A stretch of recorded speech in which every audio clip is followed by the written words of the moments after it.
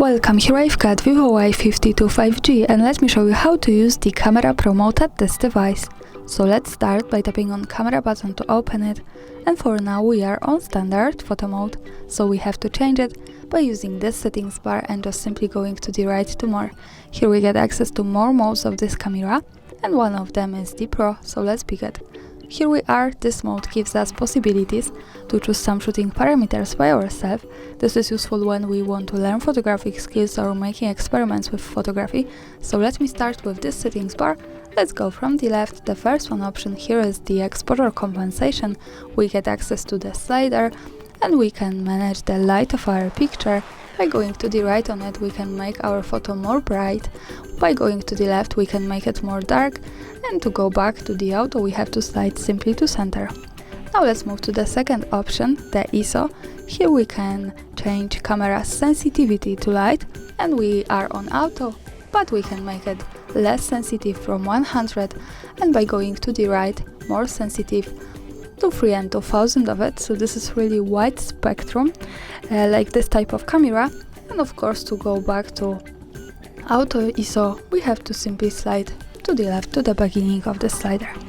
Now let's move to the next one option, the shutter speed, so we can change the time of taking photo and we can make it shorter from 1 and 12,000 of second, and this is really short. It should be definitely better to objects, for example in move to frozen them at the picture with a good light. By going to the right we can make our time much longer. Let's check the longest, 32 seconds, so this is really long time and it should be better to objects that are stable or to photos when we want to blur something at it. And of course, to go back to auto shutter speed we have to slide to the beginning to the left. Now let's move to the next one option. Here we can manage the white balance, so the temperature of our picture, and it depends from the light we have in the area where we take a photo. So we can pick the tungsten lamp, incandescent lamp, sunny light, cloudy light, sunset and overcast. When we slide to the end we get access to extra slider, and here we can totally manually adjust our white balance in Kelvin degrees. So this is kind of balance between cold blue tones of our photo and warm orange. So you can use this as you need, or just pick from the ready lights or go back to auto to the beginning on the settings bar. Now let's move to the next one option, defocusing. Now we are on AF from autofocus, but when we use this slider we can change it to MF from manual one, and now we can manually adjust focusing as we need, or just slide to the left to the autofocus again.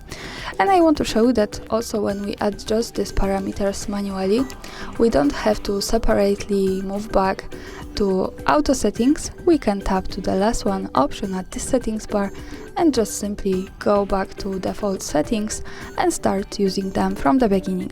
Now let's move up to the center button here. Just one tap to turn on camera leveler, another tap to turn it off as we need, and when we have it turned on, we have this line at the center of the preview, and we can be sure that we hold our device steady when we need to take straight picture. So when we have orange line, we can see that we hold it steady.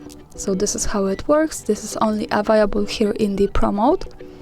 Another tap to turn it off now, and let's move to the right corner button to open the camera settings. Most of them is also in standard photo mode, but here in the Pro, when we slide a little bit, we can pick professional functions, and now we get access to histogram and 12 megapixel RAW plus JPEG. Let me start with histogram. By using the button from the right we can easily turn it on and off, and when we have it turn it on and move back to the camera, we can see it here in the preview. Another tap to the right corner, slide down to professional functions, and let's move to RAW plus JPEG option.